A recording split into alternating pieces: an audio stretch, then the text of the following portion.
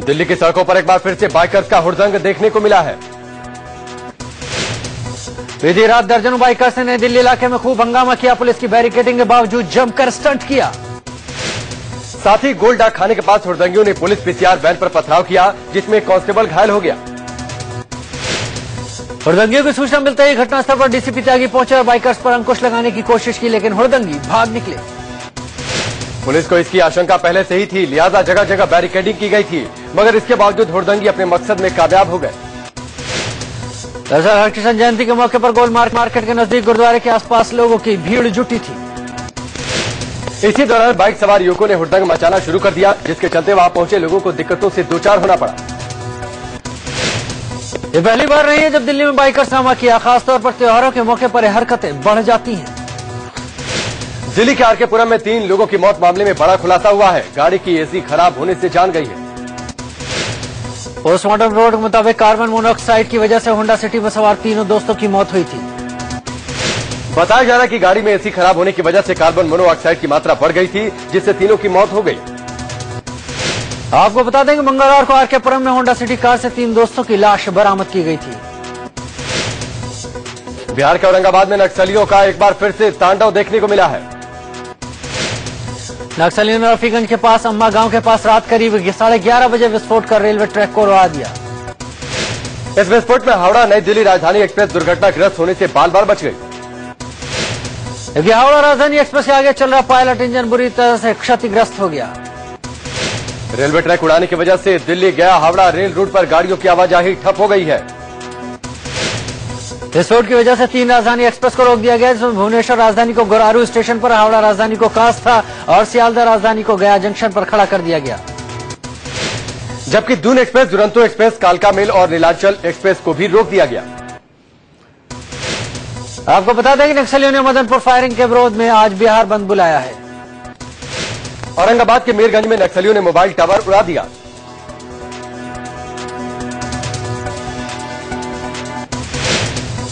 देखिए, महाराष्ट्र सदन में मनपसंद खाना नहीं मिलने पर शिवसेना के 11 सांसदों ने हंगामा किया। रोजा कर रहे महाराष्ट्र सदन के कैंटीन मैनेजर को जबरदस्ती रोटी खिला दी। हंगामा करने वाले सांसदों में शिवसेना के संजय राउत भी शामिल थे। शिवसेना सांसदों ने माना खाने को लेकर हंगामा हुआ था, लेकिन रोजे वाले मैनेजर को जबरदस्ती रोटी खिलाने से इनकार किया गया। इस पूरे मामले पर कैंटीन मैनेजर ने रेजिडेंट कमिश्नर को शिकायत की, जिसके बाद रेजिडेंट कमिश्नर ने माफी मांगी। महाराष्ट्र विधानसभा चुनाव में सीट बंटवारे को लेकर कांग्रेस और एनसीपी के बाद बीजेपी शिवसेना में घमासान शुरू हो गया। आगामी विधानसभा चुनाव में बीजेपी ने शिवसेना से 15 और सीटों की मांग की है। बीजेपी का कहना है अगर ऐसा नहीं होता है तो बीजेपी शिवसेना गठबंधन को लेकर दोबारा से विचार होगा। महाराष्ट्र विधानसभा में कुल 288 सीटें हैं, जिसमें अब तक शिवसेना 169 और बीजेपी 119 सीटों पर अपने उम्मीदवार उतारती रही है, लेकिन अब बीजेपी 134 सीटों की मांग कर रही है। हेरोइन प्रीति जिंटा ने उद्योगपति नस वाडिया पर संगीन आरोप लगाए हैं। बॉलीवुड एक्ट्रेस प्रीति जिंटा का कहना है कि पूर्व बॉयफ्रेंड नस वाडिया ने उन पर जलते सिगरेट फेंकी थी और उन्हें कमरे में बंद कर दिया था। साथ ही प्रीति का कहना है कि नस वाडिया उसकी हत्या भी करवा सकते हैं। साथ ही प्रीति जिंटा का कहना है कि पिछले कुछ समय से मेरे प्रति नस का व्यवहार बहुत आक्रामक होता जा रहा है। 9 अगस्त को बीजेपी के राष्ट्रीय कार्यकारिणी की बैठक तय की गई है। बीजेपी संसदीय बोर्ड पहले ही अमित शाह को पार्टी का नया अध्यक्ष नियुक्त कर चुका है, लेकिन पार्टी संविधान के मुताबिक नेशनल काउंसिल से पास होना जरूरी है। बताया जा रहा है कि अभी संसद का सत्र चलने की वजह से बीजेपी नेशनल काउंसिल की मीटिंग भी दिल्ली में ही होगी। हालांकि इसका औपचारिक ऐलान आज हो सकता है। मोदी कैबिनेट की आज शाम बैठक होगी, जिसमें कई अहम फैसलों पर मुहर लग सकती है। आज सुबह 11 बजे महाराष्ट्र में चौहान कैबिनेट ने बैठक बुलाई है, जिसका न्योता नारायण राणे को भी भेजा गया है। सूत्रों के हवाले से खबर है कि नारायण राणे चौहान कैबिनेट की बैठक में हिस्सा लेने नहीं जाएंगे। हरियाणा में विधानसभा चुनाव की तैयारी में जुटी बीजेपी उम्मीदवारों की लिस्ट तैयार करने के लिए आज होगी हरियाणा बीजेपी कोर कमेटी की बैठक। बैठक में चुनावी घोषणा पत्र के अलावा हुड्डा सरकार के खिलाफ तैयार की जा रही चार्जशीट को भी अंतिम रूप दिया जाएगा। प्रदेश प्रभारी जगदीश मुखी की अध्यक्षता में होने वाली इस बैठक में प्रदेश अध्यक्ष रामविलास शर्मा और राष्ट्रीय सचिव रामलाल के अलावा सांसद भी तैयार की जा रही चार्जशीट को भी अंतिम रूप दिया जाएगा। प्रदेश प्रभारी जगदीश मुखी की अध्यक्षता में होने वाली इस बैठक में प्रदेश अध्यक्ष रामविलास शर्मा और राष्ट्रीय सचिव रामलाल के अलावा सांसद भी होंगे शामिल। आम आदमी पार्टी ने हरियाणा में चुनाव नहीं लड़ने का फैसला किया है। हरियाणा के प्रभारी योगेंद्र यादव ने कहा, पार्टी ने भारी मन से फैसला लिया। दिल्ली में सरकार बनाने को लेकर बीजेपी के बड़े नेता बटे नजर आ रहे हैं। पीएम के साथ हुई बैठक में वरिष्ठ मंत्रियों ने दिल्ली के सियासी हालात पर चर्चा की, लेकिन चुनाव कराने या फिर से सरकार बनाने को लेकर अलग अलग राय सामने आई। सूत्रों से खबर है कि बैठक में मौजूद गृह मंत्री राजनाथ सिंह और नितिन गडकरी ने दिल्ली में सरकार बनाने की वकालत की, लेकिन अरुण जेटली और सुषमा स्वराज सरकार बनाने के पक्षधर नहीं हैं। बताया जा रहा है कि प्रधानमंत्री नरेंद्र मोदी भी दिल्ली में सरकार बनाने के हक में नहीं है। बीजेपी आलाकमान को इस बात का अंदेशा है कि सरकार बनाने से गलत संदेश जाएगा। आरएसएस ने इस बाबत पहले ही चेताया है। दिल्ली में सरकार बनाने या नहीं बनाने को लेकर बीजेपी अध्यक्ष अमित शाह के साथ पार्टी का वरिष्ठ नेताओं की मंत्रणा भी होगी। सूत्रों के मुताबिक ज्यादा संभावना ऐसी बात की है कि बीजेपी सरकार बनाने की जगह चुनाव में जाना पसंद करेगी। सूत्रों से यह भी खबर है कि दिल्ली में राष्ट्रपति शासन दूसरे टर्म के लिए जारी रहेगा। दिल्ली में चुनाव जनवरी या फरवरी में हो सकते हैं। दिल्ली कांग्रेस के 2 विधायकों ने पूर्व मुख्यमंत्री शीला दीक्षित को दोबारा प्रदेश की राजनीति में लाने की मांग की। दोनों कांग्रेसी विधायकों ने बीती रात कांग्रेस अध्यक्ष सोनिया गांधी से मुलाकात की और पार्टी हित में शीला दीक्षित की वापसी की मांग की। केरल के मुख्यमंत्री ओमान चांडी अपने मंत्रिमंडल में फेरबदल कर सकते हैं। अब खबरें पाकिस्तान के नापाक इरादों की। जम्मू में सीमा पार से आतंकियों की घुसपैठ का लाइव वीडियो इंडिया न्यूज के हाथ लगा है। तस्वीरों में आरएसपुरा सेक्टर के नया गांव पोस्ट इलाके में हथियारबंद आतंकी सीमा पार करने की कोशिश करते दिख रहे हैं। इंडिया न्यूज के हाथ लगा ये वीडियो 16 जुलाई 2014 का है। वीडियो में घोड़े खच्चरों के साथ कुछ हथियारबंद लोग भारतीय सीमा को पार करने की कोशिश कर रहे हैं। इन लोगों को सीमा पार करने के लिए पाकिस्तानी सेना फायरिंग कर कवर देने की कोशिश कर रही थी। ये आतंकी सीमा में घुसपैठ की कोशिश करते हुए वहां बने बंकरों में छिप रहे थे, तभी बीएसएफ के जवानों ने उन्हें ललकारा। भारतीय सेना की इस कार्रवाई से आतंकी बौखला गए और भाग खड़े हुए। उधर पाकिस्तानी सेना ने एक बार फिर सीज फायर तोड़ा है। जम्मू के अखनूर के फलनवाला सेक्टर में चकल्ला पोस्ट पर मंगलवार सुबह 8:30 बजे फायरिंग शुरू हुई, जो लगभग 2 घंटे तक चली। भारतीय सेना ने मुंहतोड़ जवाब दिया। इस फायरिंग में एक भारतीय जवान शहीद हो गया, जबकि 2 घायल हो गए। पाकिस्तान की तरफ से होते सीजफायर उल्लंघन पर राज्यसभा में जमकर हंगामा हुआ। नेता विपक्ष गुलाम नबी आजाद ने कहा, चुनावी रैलियों में बीजेपी पाकिस्तान से सर उठाकर बात करने का ऐलान करती थी, अब सीजफायर उल्लंघन पर सिर क्यों झुक गया। गुलाम नबी आजाद ने यह भी कहा कि जब यूपीए सरकार में सीजफायर उल्लंघन होता था तो बीजेपी सरकार को कमजोर कहती थी। कांग्रेस पर पलटवार करते हुए रक्षा मंत्री अरुण जेटली ने कहा, सीजफायर से उल्लंघन से न तो देश का सिर झुका है, न ही सिर झुकने दिया जाएगा। जेटली ने पिछली यूपीए सरकार को कड़े भी खड़ा किया और आंकड़े बताए कि यूपीए सरकार के दौरान ज्यादा सीजफायर उल्लंघन होते थे। शिवसेना ने एलओसी पर पाक सेना की फायरिंग को लेकर मोदी सरकार की खिंचवाई की। शिवसेना सांसद संजय राउत ने कहा कि संसद में चर्चा से कुछ नहीं होगा, सरकार को पाकिस्तान से रिश्ते तुरंत खत्म करने चाहिए। राउत ने कहा, पाकिस्तान हमारे एक जवान को मारता है तो हमें 10 मारने चाहिए। लोकसभा में केंद्रीय गृह राज्य मंत्री किरण रिजिजू ने माना कि अमरनाथ यात्रा पर आतंकी हमले का खतरा है। एक लिखित जवाब में रिजिजू ने कहा, आतंकी हमले के इनपुट्स को देखते हुए अमरनाथ यात्रा के रूट्स पर सुरक्षा बढ़ा दी गई है। बालटाल हिंसा के विरोध में कई हिंदू संगठन के कार्यकर्ता जंतर मंतर पर विरोध प्रदर्शन करेंगे। अमरनाथ यात्रा के दौरान 18 जुलाई को बालटाल में लंगर और टेंट वालों में झड़प के बाद आगजनी की घटना सामने आई थी। मध्य प्रदेश के बैतूल में एक मोटरसाइकिल सवार के नदी की तेज धार में गिर दिल दहला देने वाली तस्वीर सामने आई है। युवक सड़क से होकर बह रही माशना नदी की लहरों को पार कर रहा था, इसी दौरान नदी की तेज धार में बह गया। नदी की तेज धार देखकर कोई सड़क पार करने की हिम्मत नहीं कर रहा था, लेकिन ये युवक बाइक लेकर नदी पार करने लगा। जैसे ही बीच सड़क तक पहुंचा, नदी की धार तेज हो गई और उसका संतुलन बिगड़ गया और दाहिनी ओर गिर गया। मध्य प्रदेश के कई इलाकों में भारी बारिश से नदियां उफान पर हैं। बैतूल से माशना नदी का पानी सड़क के ऊपर बह रहा है। लोगों ने इस युवक को पुल पार करने से मना भी किया था, लेकिन उसने किसी की नहीं सुनी। मौके पर पहुंची पुलिस ने युवक की तलाश करने की काफी कोशिश की, लेकिन नदी के तेज बहाव के चलते कुछ पता नहीं चल पाया। मध्य प्रदेश में भी कई जगह बारिश से लोग बेहाल हैं। डिंडोरी में कई रास्ते पानी से लबालब हैं। कई इलाकों में बाढ़ का पानी घुसने से लोगों में दहशत का माहौल है। उड़ीसा में बाढ़ से हालात बेहद खराब हो गए हैं। वैतरणी नदी का जलस्तर खतरे के निशान को पार कर गया। भद्रक, जाजपुर, क्योमझार समेत 3 जिलों में उफनती नदियां तबाही मचा रही हैं। जाजपुर और भद्रक जिले में तबाही जैसे हालात हैं। बाढ़ के पानी के चलते लोगों ने अपना घर बार छोड़ दिया है। इन जिलों के 100 से ज्यादा गांवों में पानी घुस चुका है। छत्तीसगढ़ के कई हिस्सों में भारी बारिश से नदियां उफान पर हैं। नारायणपुर में हालत सबसे ज्यादा खराब है। लोगों को यहां आवाजाही में बेहद परेशानी का सामना करना पड़ रहा है। आज राजधानी दिल्ली और आसपास के इलाकों में झमाझम बारिश हो सकती है। कल भी दिल्ली एनसीआर में बारिश हुई थी। बारिश से मौसम सुहाना हो गया था। अब खबर अपराध की। लखनऊ के मोहनलालगंज में गैंगरेप और मर्डर का शिकार हुई महिला के परिजनों ने सीबीआई जांच की मांग की। पीड़ित परिवार ने सीएम अखिलेश यादव, राज्यपाल और राष्ट्रपति को चिट्ठी लिखकर सीबीआई जांच की मांग की है। गैंगरेप केस की शिकार महिला ने अपने पति को एक किडनी डोनेट की थी। इसकी पुष्टि उसके पति का डेथ सर्टिफिकेट भी कर रहा है। पीजीआई कोर्ट से जारी सर्टिफिकेट के मुताबिक 20 अक्टूबर को हुए एक ऑपरेशन के दौरान किडनी डोनेट हुई थी। जबकि पोस्टमार्टम रिपोर्ट के मुताबिक महिला की दोनों किडनियां मौजूद हैं। अब डेथ सर्टिफिकेट और पोस्टमार्टम रिपोर्ट के अलग दावों ने महिला की पहचान पर ही सवाल खड़े कर दिए हैं। पोस्टमार्टम रिपोर्ट की लिखावट का अंतर भी सवाल खड़े कर रहा है। रिपोर्ट में महिला के प्राइवेट पार्ट में चोटों का जहां जिक्र है, वहां वो हिस्सा काफी हल्के से लिखा गया है।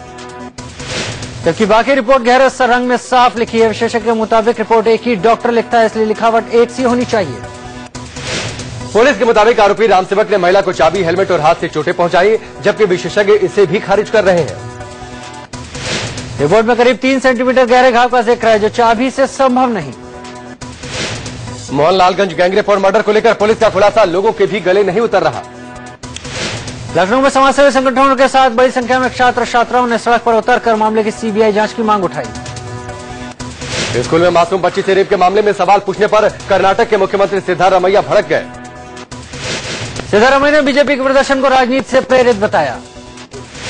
उधर बेंगलोर में पहली क्लास की छात्रा के साथ हुए रेप मामले को लेकर बीजेपी का प्रदर्शन जारी है। पूर्व मुख्यमंत्री बीएस येदियुरप्पा और कर्नाटक बीजेपी के अध्यक्ष प्रहलाद जोशी की अगुवाई में लोगों ने विधानसभा तक मार्च निकाला। विधानसभा पर प्रदर्शन कर रहे बीजेपी कार्यकर्ता और पुलिस के बीच धक्का मुक्की भी हुई। बीजेपी ने मासूम बच्ची से रेप के आरोपी और स्कूल प्रबंधन पर कड़ी कार्रवाई की मांग की। उधर जिस स्कूल में मासूम बच्ची के साथ रेप की वारदात हुई, इस स्कूल में पढ़ने वाले दूसरे बच्चों के परिजनों ने आज नए पुलिस कमिश्नर से मुलाकात की। गोरखपुर में एक नाबालिग लड़की को अगवा कर रेप का मामला सामने आया। आरोपी लड़की को नशीला पदार्थ खिलाकर रेप करता था।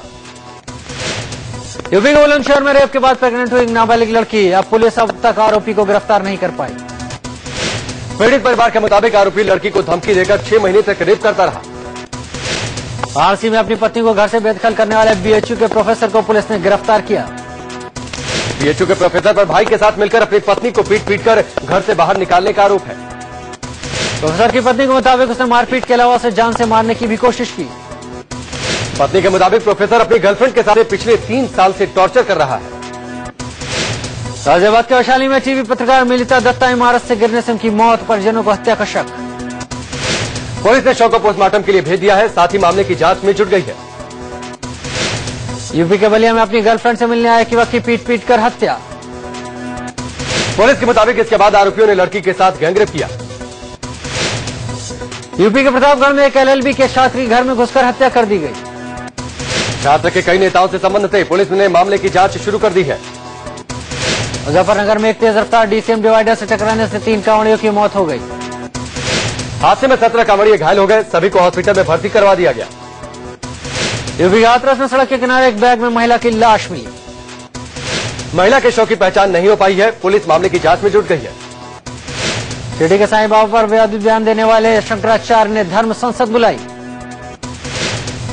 24 और 25 अगस्त को छत्तीसगढ़ के कवर्धा में धर्म संसद का आयोजन किया गया है। इस दौरान इस बात पर चर्चा होगी कि साईं भगवान हैं या नहीं। महाराष्ट्र पुलिस के रोक के बावजूद विवादास्पद नेता और विधायक ओवैसी आज ठाणे आ सकते हैं। महाराष्ट्र पुलिस ने मुंब्रा में माहौल बिगड़ने की आशंका देखते हुए ओवैसी को नोटिस भेजा था। ओवैसी ने कानूनी तरीके से नोटिस का जवाब देने की बात कही है। जस्टिस मार्कंडेय काटजू के खुलासे पर सुप्रीम कोर्ट में एक वकील ने जनहित याचिका लगाकर मद्रास हाईकोर्ट के जज की नियुक्ति की मांग की जांच की है। हालांकि इस याचिका को मंजूर करने या नहीं करने पर अभी फैसला नहीं हुआ है। अर्जी में कहा गया सुप्रीम कोर्ट के 3 पूर्व चीफ जस्टिस, पूर्व पीएम मनमोहन सिंह और पूर्व कानून मंत्री हंसराज भारद्वाज के खिलाफ जांच होनी चाहिए। भ्रष्ट जज को प्रमोशन देकर यूपीए सरकार बचाने की आरोप लगाने वाले जस्टिस मार्कंडेय काटजू के खुलासे पर लोकसभा में जमकर हंगामा हुआ। तमिलनाडु की अगुवाई में एआईएडीएमके सांसदों ने इस मुद्दे पर सरकार को घेरा। कानून मंत्री रविशंकर प्रसाद ने कहा कि जिस जज पर सवाल उठाए हैं उनका निधन हो चुका है, इसलिए पुरानी बातों में पड़ना ठीक नहीं। रविशंकर प्रसाद ने कहा जजों की नियुक्ति की प्रक्रिया को दुरुस्त करने के लिए सरकार जुडिशियल सिलेक्शन कमीशन बनाने का विचार कर रही है। जस्टिस मार्कंडे काटजू के बयान पर राज्यसभा में भी बवाल हुआ। एआईएडीएमके सांसदों ने राज्यसभा में काम रोको प्रस्ताव लाकर इस मसले पर चर्चा की मांग की। मामले पर पूर्व पीएम मनमोहन सिंह ने तक कहा, तत्कालीन कानून मंत्री हंसराज भारद्वाज ने स्थिति साफ कर दी है, इसलिए इस पर और ज्यादा कुछ नहीं कहना। तत्कालीन कानून मंत्री हंसराज भारद्वाज ने कहा कि मद्रास हाईकोर्ट के जिस जज पर काटजू ने भ्रष्टाचार के आरोप लगाए वो गलत है। कांग्रेस ने लोकसभा स्पीकर सुमित्रा महाजन पर निशाना साधा है। नेता विपक्ष पद को लेकर कांग्रेस स्पीकर के रवैये से नाराज है। लोकसभा में कांग्रेस संसदीय दल के नेता मल्लिकार्जुन खड़गे ने कहा, नेता प्रतिपक्ष पर फैसले को लेकर स्पीकर देर कर रही हैं। कांग्रेस के आरोपों पर स्पीकर सुमित्रा महाजन ने कुछ भी बोलने से इनकार कर दिया। महाजन ने सिर्फ इतना कहा, नेता प्रतिपक्ष को लेकर कांग्रेस की अर्जी मिली है जिस पर विचार हो रहा है। कांग्रेस में छिड़ी बगावत का मुद्दा पार्टी उपाध्यक्ष राहुल गांधी की मौजूदगी में कांग्रेस संसदीय दल की बैठक में भी उठा। बैठक के बाद राहुल ने मीडिया से कहा, यह पार्टी का आंतरिक मामला है। बैठक में कांग्रेस के वरिष्ठ सांसद कमलनाथ ने राहुल गांधी को संसद के साथ पार्टी के कामकाज में ज्यादा सक्रियता दिखाने की नसीहत दी। महाराष्ट्र के उद्योग मंत्री पद से इस्तीफा देने वाले नारायण राणे ने इस्तीफा वापस लेने से इनकार कर दिया। राणे से सीएम पृथ्वीराज चव्हाण और महाराष्ट्र कांग्रेस अध्यक्ष माणिकराव ठाकरे ने बात की, लेकिन बात नहीं बनी। नारायण राणे का मुद्दा अब कांग्रेस अध्यक्ष सोनिया गांधी ही सुलझाएंगी। संसदीय कार्य मंत्री वेंकैया नायडू ने बीजेपी सांसदों के लिए कई गाइडलाइंस जारी की हैं। सांसदों संसदीय दल की बैठक में हमेशा समय पर आने को कहा गया है। सांसदों से यह भी कहा गया कि जब सत्र चल रहा हो तो विदेश दौरे पर जाने की इजाजत नहीं मांगे। जारी गाइडलाइन में साफ कहा गया, कोई भी बीजेपी सांसद किसी भी संसदीय कमेटी के लिए अपने नाम की सिफारिश नहीं करेगा। गाइडलाइंस के मुताबिक बगैर पार्टी नेताओं से बात किए कोई भी सांसद संसद में काम रोको प्रस्ताव नहीं लाएगा। पंजाब के प्रदेश कांग्रेस अध्यक्ष का कहना है, कांग्रेसी कार्यकर्ता प्रत्येक जिला मुख्यालय के सामने धरने पर बैठेंगे। दिल्ली के जंतर मंतर में मणिपुरी युवक की हत्या के विरोध में लोगों ने कैंडल मार्च निकाला। पूर्व लोकसभा स्पीकर पीएस संगमा भी कैंडल मार्च में पहुंचे। इधर सलोनी की हत्या के सभी आरोपियों को कोर्ट ने 2 दिन की पुलिस कस्टडी में भेज दिया है। सलोनी के हत्यारे को सजा दिलाने के लिए यूथ कांग्रेस ने कल प्रदर्शन किया। दिल्ली के मानसरोवर पार्क इलाके में 75 साल के एक बुजुर्ग की हत्या कर दी गई। बताया जा रहा है, बुजुर्ग की हत्या लूट के इरादे से की गई। यूपी के बस्ती में एपीएन पीजी कॉलेज के छात्रों ने पुलिस की पिटाई कर दी। पुलिस के कुछ छात्रों की पिटाई से नाराज थे छात्र। ग्रेटर नोएडा में लगातार बिजली कटौती से नाराज लोगों ने बिजली विभाग के एसडीओ को घर में ही बंधक बना लिया। लोगों के मुताबिक 22 दिनों से उनके इलाके की बिजली गुल है, बार बार शिकायत के बावजूद कोई कार्रवाई नहीं होती। यूपी के बाराबंकी में बच्चों की तस्करी का मामला सामने आया है। बच्चों को अगवा करके ले जा रहे 2 आरोपियों को पुलिस ने पकड़ लिया। इलाहाबाद में एक सिरफिरा युवक यमुना नदी पर बने नए पुल के सैकड़ों फीट ऊंचे पिलर पर चढ़ गया। युवक के पुल पर चढ़ने की वजह साफ नहीं, इस शख्स को बचाने के लिए दमकल कर्मचारी और पुलिस के जवान तैनात कर दिए गए। भारतीय टेनिस स्टार सानिया मिर्जा को तेलंगाना का ब्रांड एम्बेसडर बनाया गया है। सानिया ने ब्रांड एम्बेसडर बनाने के लिए मुख्यमंत्री के चंद्रशेखर राव को धन्यवाद दिया। इससे पहले मुख्यमंत्री के चंद्रशेखर राव ने हैदराबाद में सानिया मिर्जा को नियुक्ति पत्र और 1 करोड़ का चेक प्रदान किया। सुप्रीम कोर्ट ने सुब्रत राय को अंतरिम जमानत देने से इनकार कर दिया। सुप्रीम कोर्ट ने न्यूयॉर्क और लंदन में सामू के होटलों को बेचने या फिर बंधक रखने को हरी झंडी दे दी है। सुब्रत राय को पुलिस कस्टडी में खरीदारों से सौदेबाजी करने की इजाजत दी गई है। अब खबरें अंतर्राष्ट्रीय जगत की। अफगानिस्तान में काबुल हवाई अड्डे के पास हुए एक आत्मघाती हमले में 3 विदेशी नागरिकों सहित कम से कम 4 लोग मारे गए। काबुल हमले में मारे गए 4 लोग सरकार के सलाहकार थे। इजरायल और हमास की गाजा में 14 दिन से जारी लड़ाई में 600 से ज्यादा फिलिस्तीनी और 29 इजरायली मारे गए हैं। अमेरिकी विदेश मंत्री जॉन कैरी ने कहा, इजरायल में मिस्र के संघर्ष विराम के प्रस्ताव को आधार बनाया जाना चाहिए। कैरी ने कहा कि अमेरिका फिलिस्तीन में मौतों पर चिंतित है, लेकिन वो इजरायल की ओर से चलाए जा रहे सैन्य अभियान का समर्थन करता है।